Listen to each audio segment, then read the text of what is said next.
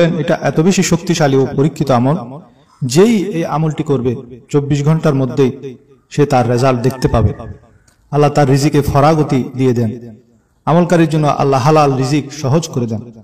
যারা রিজিকের জন্য এই ওজিফাটি করবেন তারা রিজিকের জন্য আর অন্য কোনো ওজিফা করবেন না। প্রিয় বন্ধুরা, আজকে ডক্টর হামেদ শাফির বয়ানকৃত একটি ওজিফা যা তিনি হাদিস শরীফ থেকে উল্লেখ করেছেন তা আপনাদের সাথে শেয়ার করব।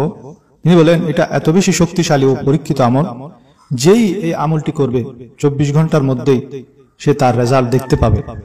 আল্লাহ তার রিজিকে ফরাগতি দিয়ে দেন। আমলকারীর জন্য আল্লাহ হালাল রিজিক সহজ করে দেন।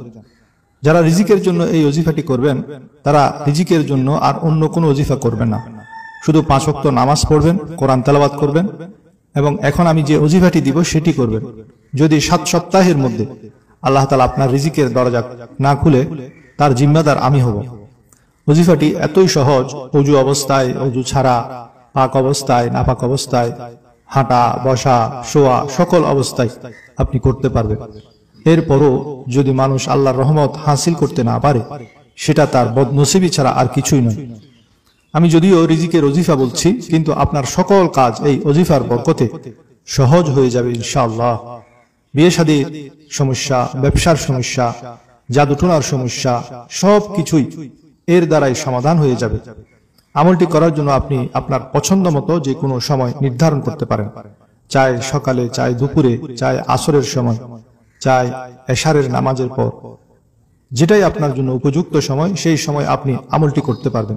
কি পড়বেন? আসসালাতু ওয়াসসালামু আলা রাসূলিল্লাহি আস্তাগফিরুল্লাহ, আসসালাতু ওয়াসসালামু আলা রাসূলিল্লাহি আস্তাগফিরুল্লাহ। এই ওজিফার বরকতে শারীরিক সমস্যাও দূর করে দিবেন, টাকা পয়সার সমস্যাও আল্লাহ তাআলা সমাধান করে দিবেন, জাদুটোনা থাকলে তাও নষ্ট হয়ে যাবে। আমি এতক্ষণ যত কিছু দাবি করেছি তার পক্ষে দলিল দিব, যাতে কারো মনে কোনো সন্দেহ না থাকে। ইবনে মাজাহ, সুনানে আবু দাউদ, তিরমিজি শরীফের হাদিস, আল্লাহর প্যারা হাবিব সাল্লাল্লাহু আলাইহি ওয়াসাল্লাম ইরশাদ করেন যে ইস্তেগফারকে নিজের উপর আবশ্যক করে নিবে, আল্লাহ তাআলা তার জন্য অভাব অনটন থেকে বের হওয়ার রাস্তা বের করে দিবেন।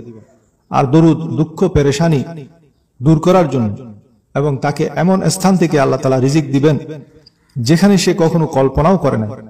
এখন আপনার শারীরিক সমস্যাও দুঃখ, ভাই বোনের ঝগড়া এটাও দুঃখ, মালি পেরেশানি এটাও দুঃখ, ব্যবসা হচ্ছে না এটাও দুঃখ, কন্যা সন্তানের জন্য রিশতা আসছে না এটাও দুঃখ, সন্তান নাফরমান এটাও দুঃখ, স্বামী পরনারীর প্রতি আকৃষ্ট এটাও দুঃখ। এভাবে আপনার যত দুঃখ পেরেশানি আছে, যত যাতনা আছে, যত কষ্ট আছে, এই একটি আমলের বরকতে আল্লাহ তাআলা দূর করে দিবেন।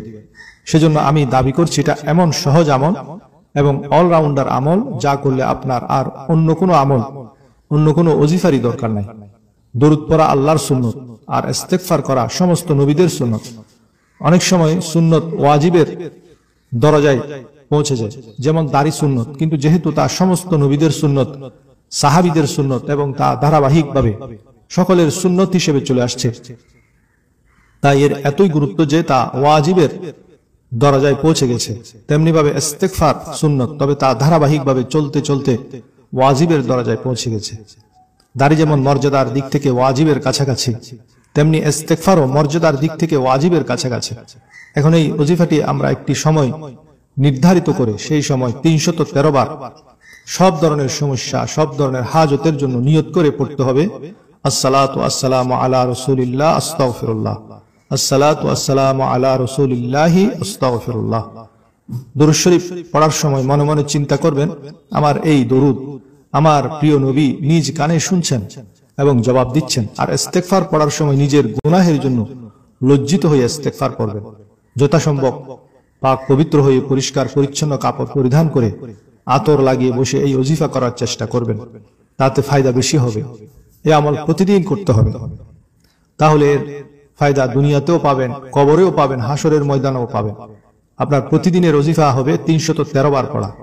এছাড়াও সারাদিন যখনই সুযোগ হবে বিনা হিসাবে হাঁটতে, বসতে, চলতে, ফিরতে যখনই সময় হবে, চাই ওযু না থাকুক, তবু এই দোয়াটি পড়তে থাকবেন।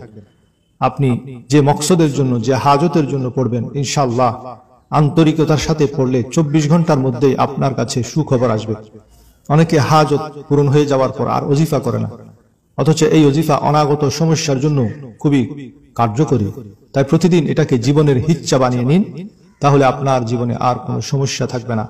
সমস্যা আসলেও তা থেকে বের হওয়ার রাস্তা আল্লাহ তাআলা সহজ করে দিবেন।